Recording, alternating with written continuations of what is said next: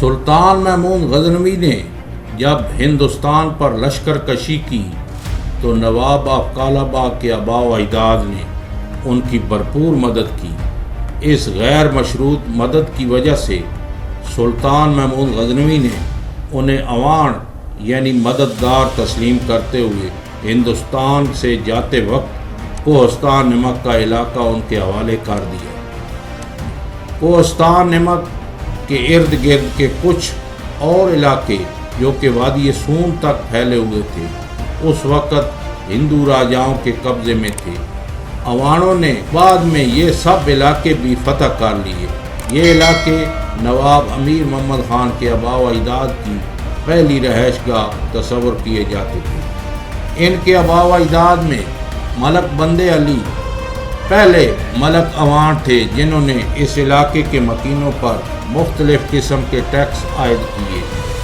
کچھ عرصہ بعد جب انگریزوں نے اس علاقے میں قدم جمایا تو ملک علی یار اوان نے سکھوں سے پیچھا چھڑانے کے لیے انگریزوں کی بھرپور مدد کی۔ ملک علی یار کے بیٹے مظفر خان نے خود دستے کی کمان سنبھال کر بنو میں انگریزوں کے قلعے کی حفاظت کی۔ نواب امیر محمد خان جون 1910 عیسوی میں ملک عطا محمد خان کے گھر میں پیدا ہوئے، اس لیے ان کی تعلیم اور پرورش پر خصوصی توجہ دی گئی۔ انہوں نے نرسری سے لے کر ڈپلومہ تک ایچیسن کالج لاہور میں تعلیم حاصل کی۔ 1924 میں ان کی عمر ابھی 14 برس ہی تھی کہ والد صاحب انتقال کر گئے۔ انگریز کے قانون کے مطابق اگر کسی جاگیردار کی وفات کی صورت میں لواحقین میں کوئی جاگیر سنبھالنے کے قابل نہ ہوتا تو تمام جائیداد کورٹ آف ورڈز کے نظام کے تحت ضلع کے ڈی سی کی نگرانی میں چلی جاتی۔ چونکہ باپ کی وفات کے وقت ملک امیر محمد خان کی عمر کم تھی، اس لیے تمام جاگیر کورٹ آف ورڈز کی زیر نگرانی چلی گئی۔ 1928 میں ایچیسن کالج سے تعلیم حاصل کی اور وہ لندن کی آکسفورڈ یونیورسٹی چلے گئے اور وہاں سے زراعت میں ڈگری حاصل کی۔ اس کے علاوہ انہوں نے امریکہ، انگلینڈ اور روس سے زراعت کے مزید کورسز بھی کیے۔ اپنی تعلیم مکمل کر کے جب وہ واپس لوٹے تو 1932 عیسوی میں ان کی جائیداد واپس مل گئی اور وہ 110 میل کی جائیداد کے وارث بن گئے۔ نواب آف کالا باغ نے اپنی زندگی میں 2 شادیاں کی۔ پہلی شادی 1929 میں پنڈی گیب کے گیبا خاندان میں اور دوسری شادی 1931 عیسوی میں کالا باغ میں ہی ہوئی۔ ان شادیوں میں سے ان کے 4 بیٹے اور 2 بیٹیاں ہوئیں۔ بیٹوں میں ملک مظفر خان، ملک علی یار خان، ملک اسد خان اور ملک اعظم خان، جبکہ بیٹیوں میں رضیہ بیگم اور در شہوار شامل ہیں۔ بیٹوں میں ملک مظفر خان مشہور سیاسی شخصیت رہے، جبکہ ان کے دوسرے بیٹے ملک علی یار خان کی 2 بیٹیاں سمیرہ ملک اور عالیہ ملک اس وقت سیاست میں موجود ہیں۔ نواب آف کالا باغ ایک خاندانی جاگیردار تھے۔ ان کے آباء و اجداد کسی نہ کسی صورت میں ہمیشہ سیاست سے وابستہ رہے۔ انہوں نے تحریک پاکستان کی جد و جہد میں بھی بھرپور حصہ لیا۔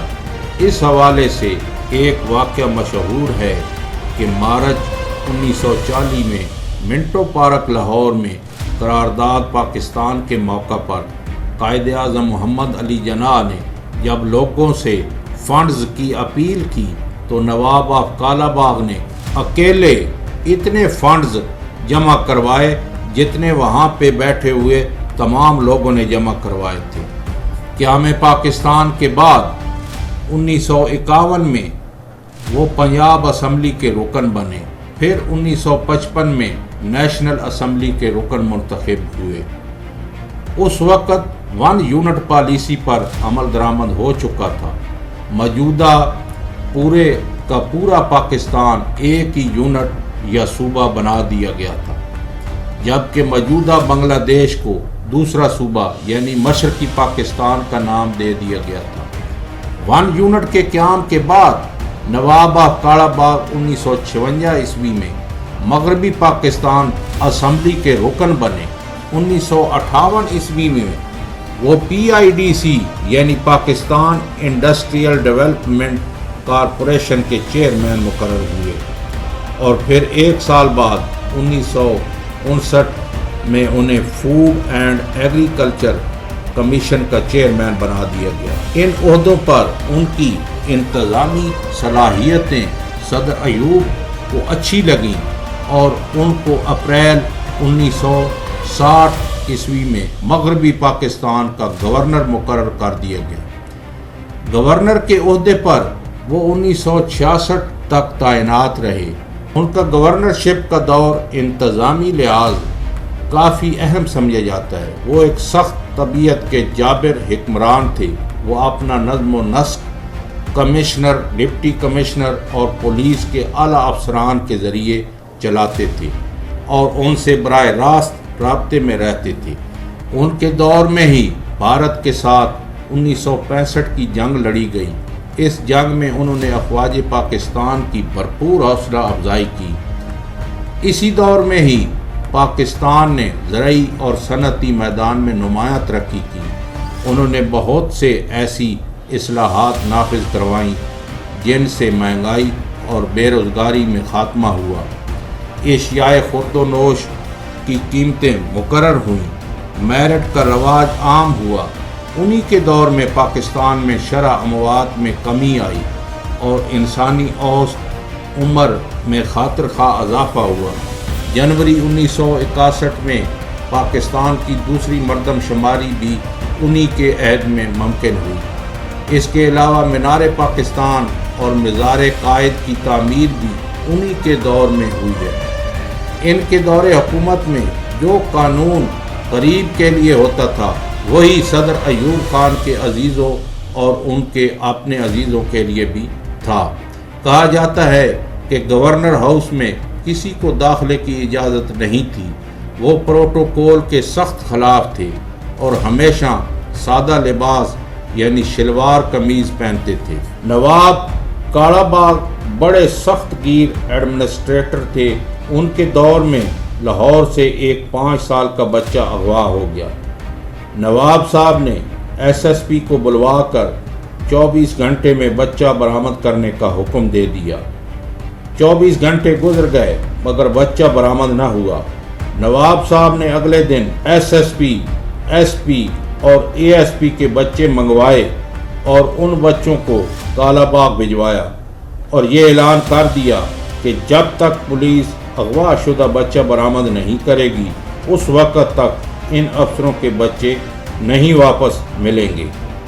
نواب صاحب کا یہ نسخہ کامیاب ہو گیا اور پولیس نے اسی دن بچہ برآمد کر لیا۔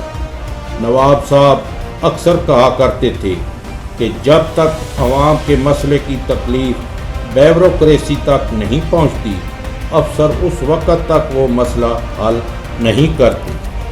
گورنرشپ کے آخری وقت میں نواب صاحب کے صدر ایوب خان سے کافی اختلافات پیدا ہو گئے۔ اس کشیدگی کی وجہ چند ایسے واقعات تھے جو دونوں رہنماؤں کے درمیان سرد مہری کا باعث بنے۔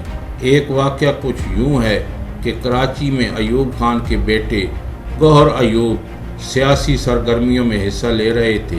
انہوں نے صدر ایوب خان کو اپنے بیٹے کی سرگرمیوں کے حوالے سے آگاہ کیا تو یہ بات صدر ایوب خان کو کافی ناگوار گزری۔ دوسرا واقعہ ایک لڑکی کے اغوا کا ہے جسے صدر ایوب خان کے مبینہ عزیزوں نے اغوا کیا تھا۔ نواب کالا باغ کے علم میں یہ بات آئی تو انہوں نے اس بات کا ذکر صدر ایوب خان سے کیا۔ کچھ عرصہ بعد لڑکی تو واپس آ گئی لیکن دونوں رہنماؤں کے بیچ کشیدگی بڑھ گئی۔ یہ چند واقعات بلا شبہ صدر ایوب خان اور نواب کالا باغ کے درمیان کشیدگی کی وجہ بنے، لیکن یہ بات بھی قابل ذکر ہے کہ ان اختلافات کے باوجود نواب کالا باغ نے باوقار طریقے سے گورنر کے عہدے سے استعفیٰ دیا تھا ان کو ایوب خان نے عہدے سے نہیں ہٹایا تھا، اور ایوب خان سے الوداعی ملاقات کے بعد وہ اپنے آبائی علاقے کالا باغ آ گئے۔ نواب آف کالا باغ ایک وسیع و عریض جائیداد کے مالک تھے۔ گورنرشپ سے مستعفی ہونے کے بعد وہ اپنی جاگیر پر واپس چلے گئے اور اپنے مشہور گیسٹ ہاؤس بور بنگلے میں رہائش پذیر ہو گئے۔ بور بنگلہ ایک مشہور مقام سمجھا جاتا ہے۔ ان کے تمام سرکاری اور غیر سرکاری مہمان اسی بنگلے میں ٹھہرتے تھے۔ جائیداد کی تقسیم کی بات چلی تو باپ اور بیٹوں میں شدید اختلافات پیدا ہو گئے۔ بور بنگلے میں حالات ہر وقت کشیدہ رہنے لگے اور پھر 26 نومبر 1967 کو انہیں اسی بور بنگلے میں قتل کر دیا گیا۔